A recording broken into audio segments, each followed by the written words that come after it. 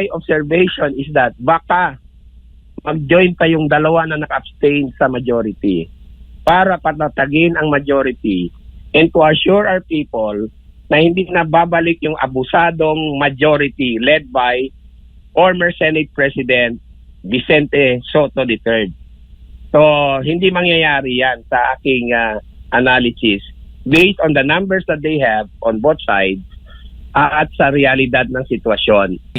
Dahil nga sa mga pangyayari dyan sa Senado, umuugong na naman daw itong kudita sa loob.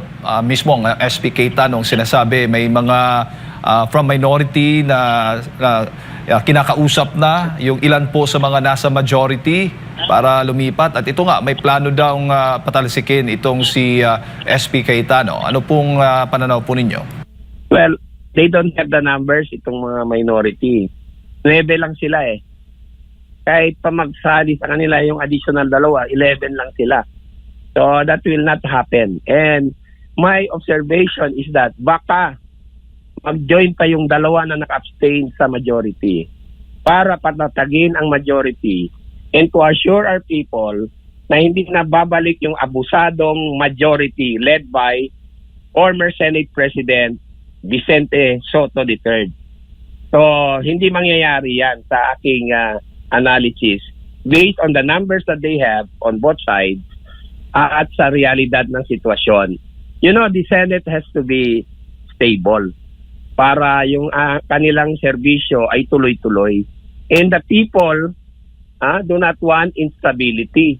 So, I don't think so mangyayari yung na sinasabi na yan. Kasi masisira ang institusyon ng Senado pag nangyari pa uli yan at hindi papayag na ang tao. So, that is remote from my perspective. Ilang senador nga itong nasa minority ay tinatanggi din na natimbrihan sila bago po yung gulo dyan sa Senado. Ano ho yung inyong pananaw din, reaksyon doon? You know, I do not know really kung totoo ba yung sinasabi na naabisuhan sila na papasukin uli yung Senado. But sa nakikita natin, bakit lahat sila doon wala? Yung side lang ng majority ang nandun. Pero ayoko kasing maging malisyoso, no? Granting that they are in good faith na lumabas talaga sila because wala namang ganon. So, let it be. Pero ang klaro dito is that kahit anong sabihin ng NBI at ng Palasyo, based sa circumstances and the situation na nangyari ng Mayo 13, klarong-klaro na merong attempt to assault the Senate for the second time. At hindi yan maitatanggi. And that will be evidence against the government doon sa urgent manifestation and motion ni Senator Bato.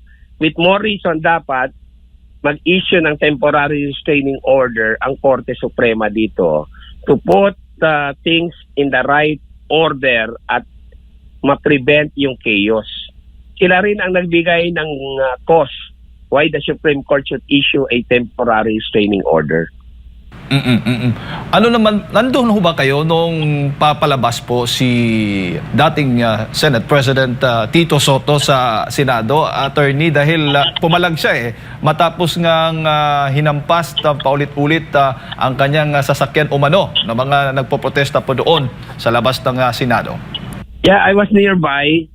Although, para sa akin, no, hindi dapat yon kasi kahit pa we don't agree with him and with his actions, hindi dapat merong violence. I was always telling the rallies, do not put the law into your hands. Kung magsalita kayo, you express your freedom of speech and freedom of expression in a peaceful manner in accordance with our Bill of Rights. Huwag kayong gumamit ng dahas. So, nalungkot ako doon kasi nakita ko may konting ganon na nangyari. Probably dala rin yun ng frustration at galit ng mga rallyista, pero I don't tolerate it kasi hindi dapat nangyayari yan consistent ako na dapat peaceful ang isang protest action kasi hindi naman tayo in the jungle may mga batas tayo at tayong mga Pilipino, we can accomplish things peacefully. Pero nga tayong dalawang EDSA EDSA 1 and EDSA 2 which were accomplished in a peaceful, non-violent manner. So, hindi ko yon sinasanction, hindi ko tinotolerate yung ganyan. Very unfortunate na nangyari yon kay Senate President Soto. Former Senate President Soto. Opo.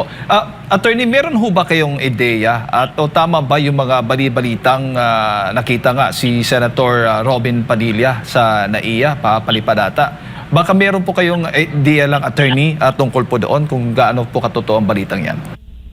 Well, hearsay naman yan sa pagdating sa atin, no? Kasi hindi naman natin nakita.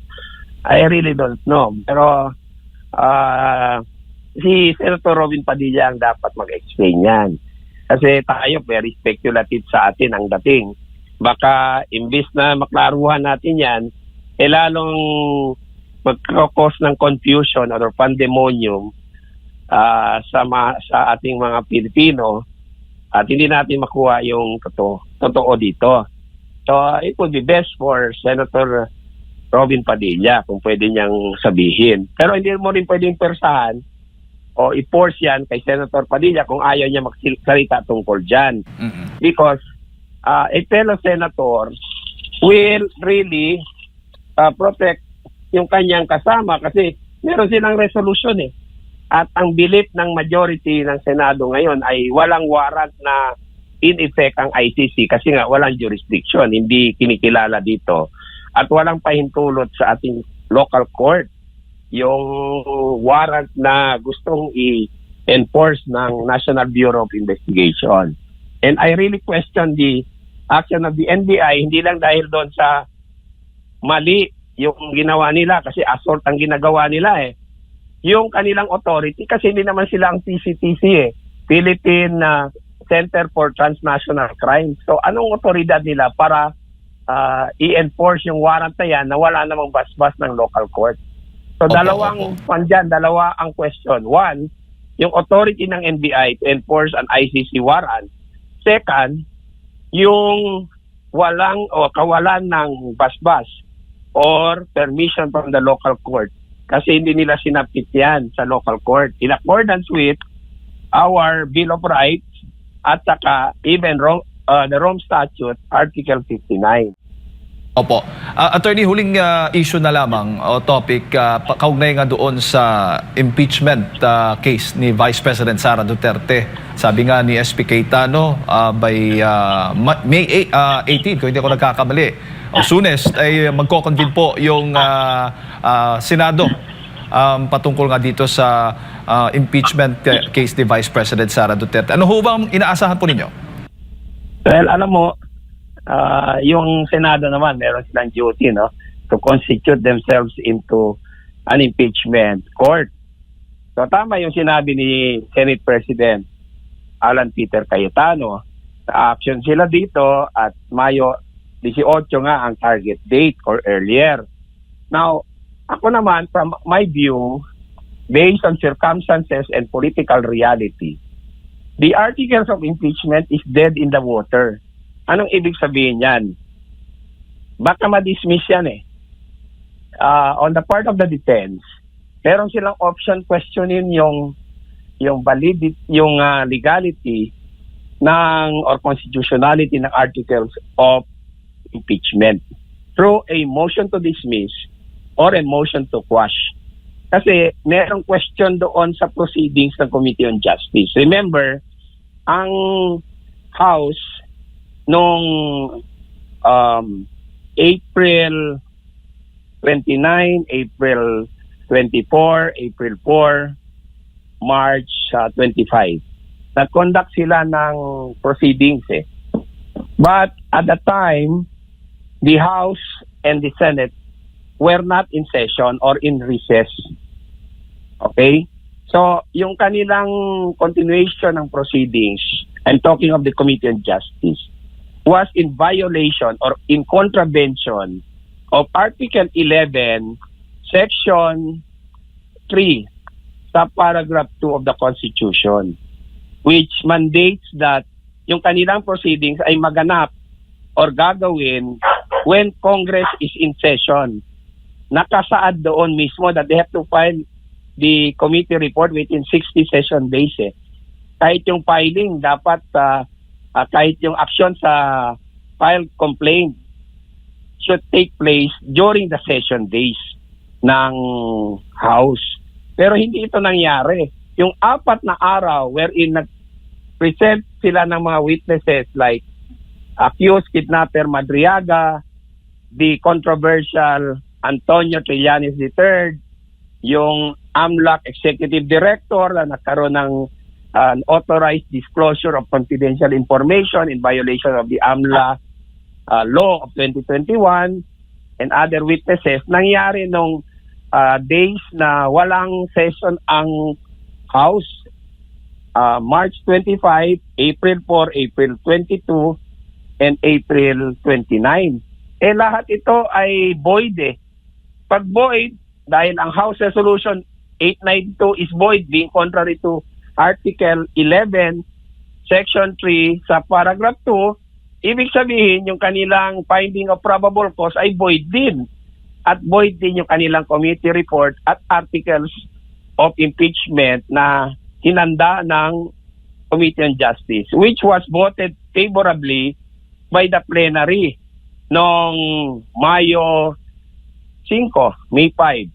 So ito ay pwedeng questionin in a motion to quash or motion to dismiss before the Senate sitting as an impeachment court. So for all intents and purposes, hindi mag-prosper yung ganyang kaso na void from the beginning.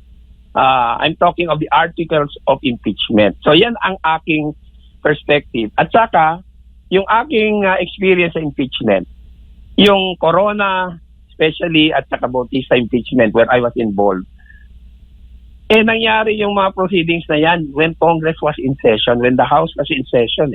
Wala during the recess. And even Gutierrez impeachment nangyari when Congress was in session. And even the Davide impeachment happened when Congress was in session. So ngayon lang nangyari ito na itong impeachment proceedings against our Vice President Sara C. Duterte ay nangyari when Congress is in recess. So you see the voidness of the proceedings ng House Committee on Justice at saka yung action nila dito sa mga complaints. Aside from the other objections like sila na ang nagpifil ng mga defekto at kakulangan doon sa dalawang complaints, nagkaroon tuloy ng issue on fishing expedition. So to me, void ab initio yung articles of impeachment, and therefore that can be the subject of a motion to quash or a motion to dismiss before the Senate sitting as an impeachment court on May